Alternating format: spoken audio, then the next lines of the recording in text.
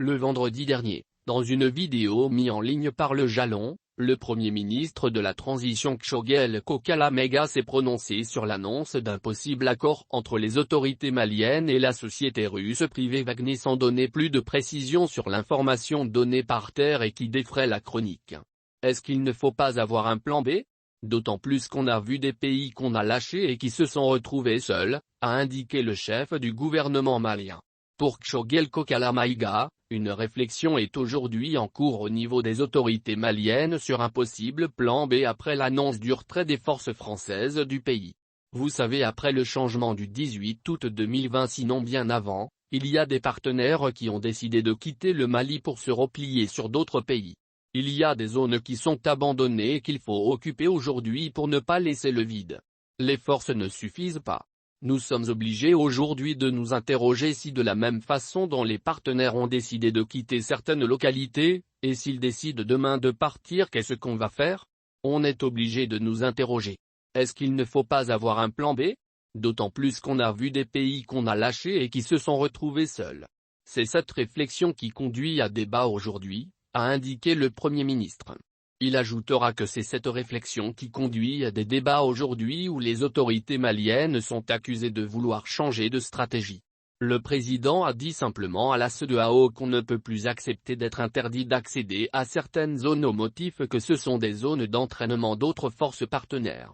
C'est très clair, cette situation ne peut pas continuer, a détaillé Choguel Maïga. Il ajoutera, on ne peut pas nous interdire d'acheter du matériel avec un pays si on a un accord parce qu'un autre ne veut pas. On ne peut pas nous empêcher d'envoyer des gens pour être formés dans un pays donné parce qu'un autre pays ne veut pas.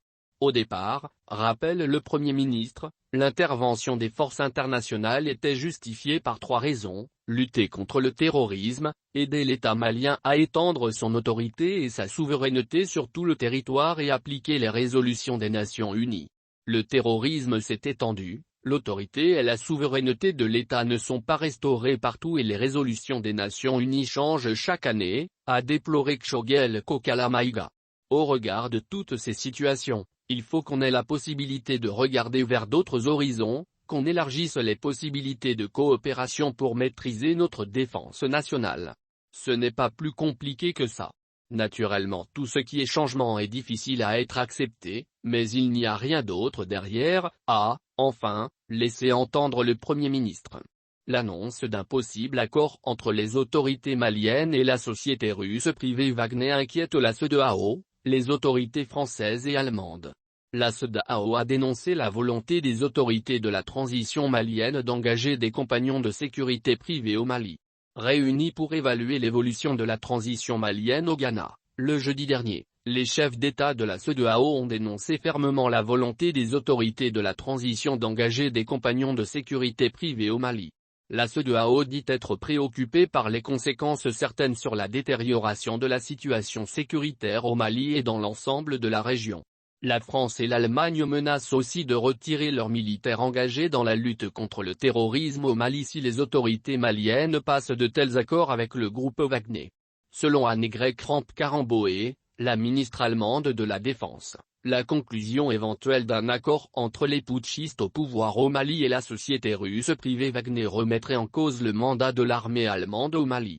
Si le gouvernement du Mali passe de tels accords avec la Russie, cela contredit tout ce que l'Allemagne, la France, l'Union européenne et l'ONU ont fait au Mali depuis 8 ans, a été, le mercredi dernier la ministre allemande de la Défense. Un jour avant, le mardi, le ministre des Affaires étrangères de la France Jean-Yves Le Drian avait déclaré, devant la commission des Affaires étrangères de l'Assemblée nationale de son pays, qu'une implication de la société privée russe Wagner au Mali serait incompatible avec le maintien d'une force française. Selon l'agence RT, les autorités maliennes sont proches de conclure un accord avec la société militaire privée russe Wagner, ce qui permettrait à Moscou d'étendre son influence en Afrique de l'Ouest. Selon Reuters, les mercenaires russes seraient chargés de former les militaires maliens et d'assurer la protection de certains hauts dirigeants maliens. Elle précise que le groupe de sécurité Wagner gagnerait mensuellement 6 milliards de francs CFA par mois pour son travail.